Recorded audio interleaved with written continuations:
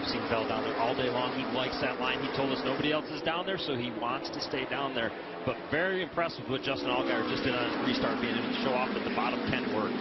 Ricky, do you think that's a result of the fact that most of the traffic's been running through the middle upper part of the track? Maybe the rubber's a little, or the road's a little fresher on the bottom? You know, I almost just have to question if it isn't because he started with Cole Custer, and Cole Custer has been tight on restarts. We know that all day long. I think that may have played more of a part in it this time than the actual lane itself. Things starting to settle down a bit at the front. Let's crank it up live on FS1.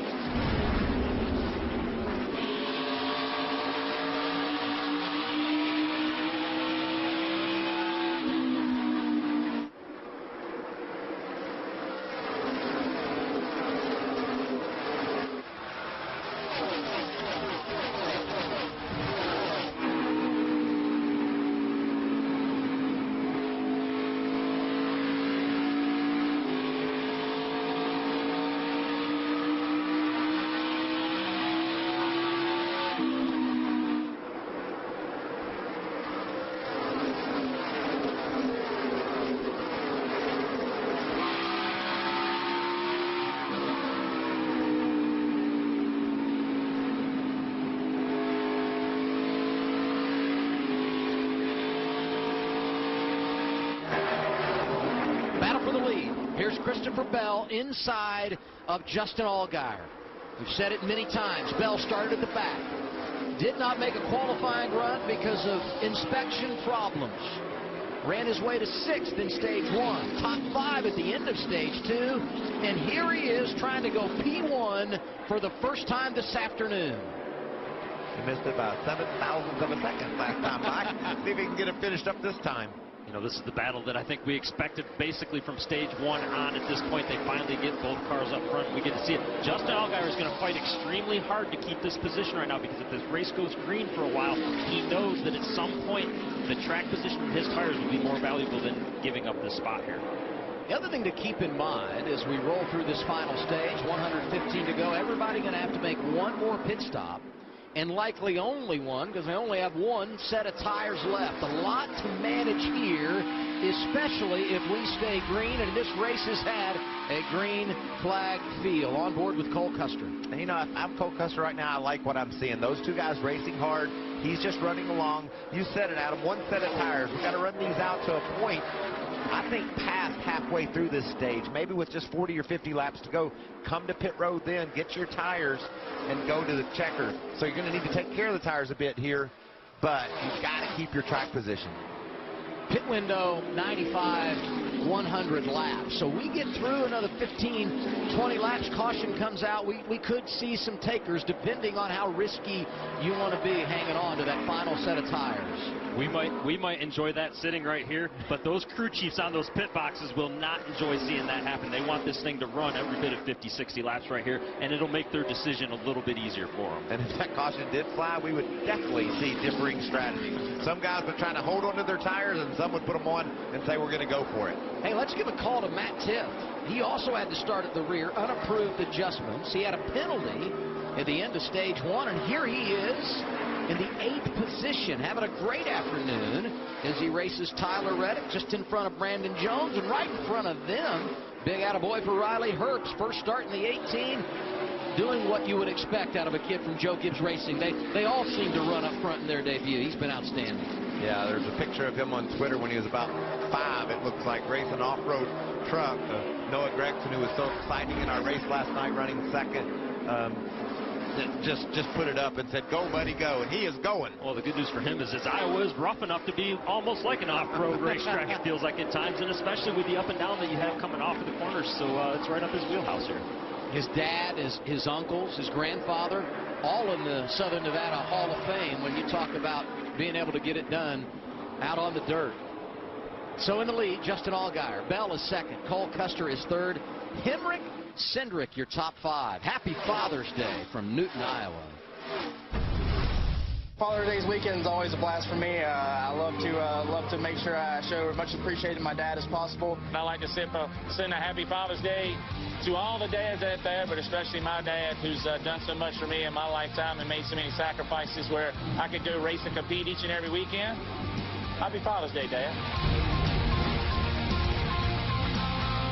Hi, I just wanted to tell you that Chevy won a J.D. Power Dependability Award for its midsize car, the Chevy Malibu.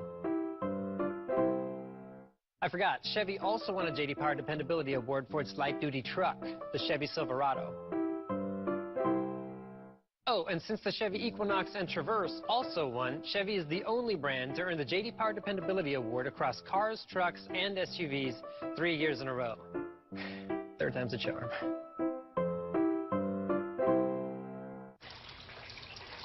It's just a burst pipe. I can fix it. No. With Claim Rate Guard, your rates won't go up just because of a claim.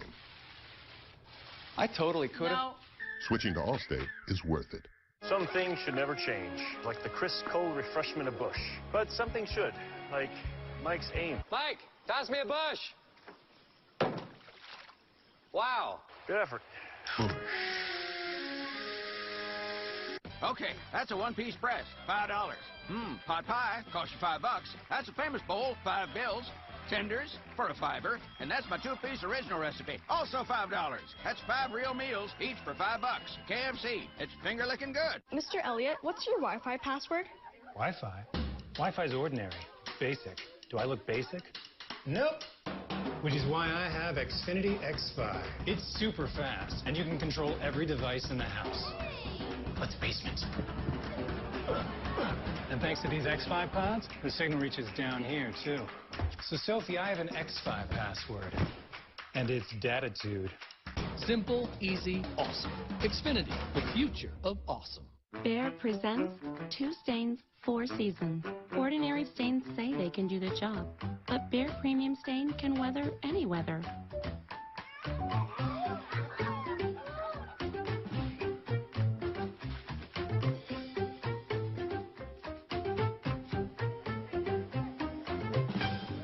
Behr Premium Semi-Transparent Stain and Sealer. Overall #1 rated. Weathers it all. Find our most advanced formula exclusively at the Home Depot.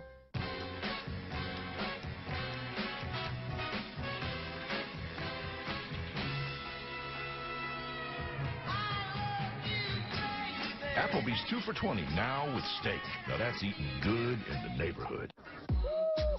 This is my color. Blue suede translucent salt.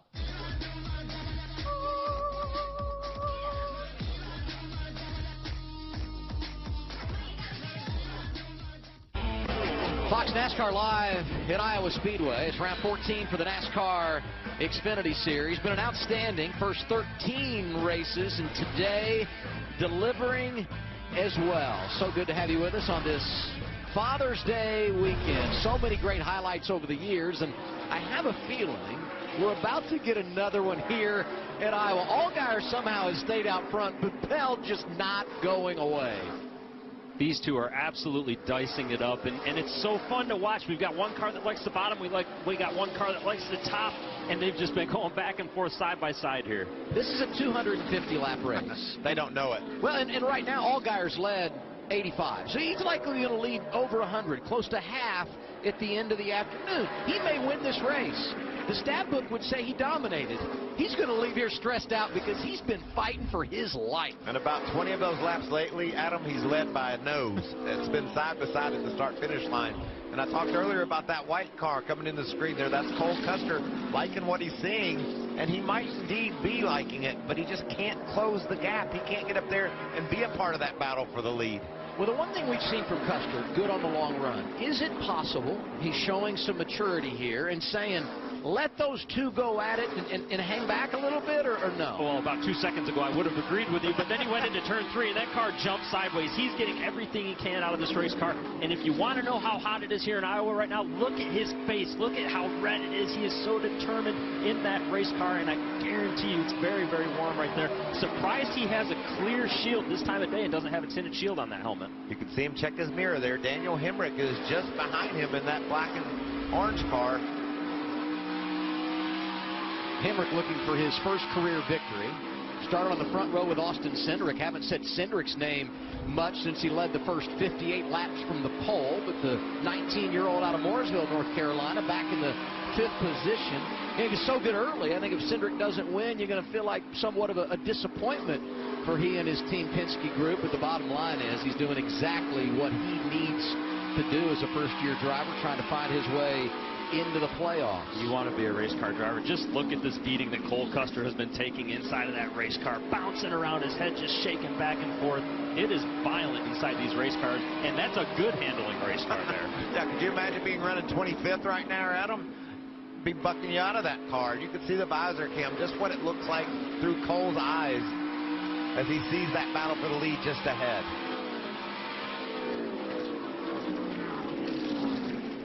I like what he's doing here. From one Ford to another, you look at the 16 of Ryan Reed. Started dead last after failing pre-qualifying inspection. Drove into the top 10. Speeding penalty went to the rear. The same for his teammate Ty Majeski. They've worked their way back to the top 15 and racing behind Ryan Truex and Kaz Gralla. A couple of drivers having decent afternoons here at Iowa Speedway. What about driver 61, Hermie? Adam, really impressive with this driver and team. Been able to accomplish a lot of experience on this race team. Tony Uri Jr. as well as Shane Wilson. The car is too tight in the center, which makes it difficult for him to hook the rear of his car off on exit. They need to fire off better on a short run. Pretty good on the long run, but looking for more short run speed. That's what they'll address next time they bring that car to pit road. And now, without a doubt, as we see the teammates battling for position, Majeski and Reed there in the 60 and 16. Now the focus has got to be on the long run. 3 cautions today. We had the early issue. Since then, this has been clean. The only other 2 cautions of the afternoon coming at the end of stage 1 and the end of stage 2. Well, this is where the strategy could play into this. Will somebody shortstop this race and try to go out there and make up time by doing a shortstop, or do they stay out a long time? The crew chiefs are going to really have to decide that here. We're almost within that window now. I want to stay out as long as I can. I know that's the conservative ride, but I like that approach. 90 laps to go. We are in the window to be able to go the distance. Let's get a quick word from Busch. Is this man your dad? He wants Busch for Father's Day. Busch.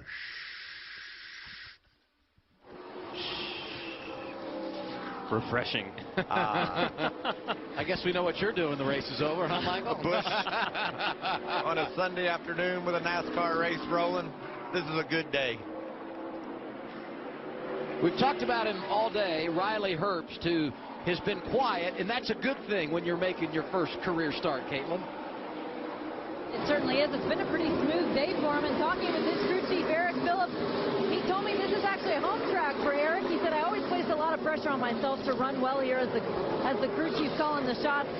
And he also told me, too, working with Riley, he says he really enjoys working with these young drivers who don't have a lot of experience. He says it's something he's done throughout the course of his career, but he really welcomes that challenge of working with these young guys. Well, I would say today, Caitlin, Eric Phillips is underachieving. I mean, the last 3 times he's had a driver making their debut, they finished in the top 4 a season ago with Chris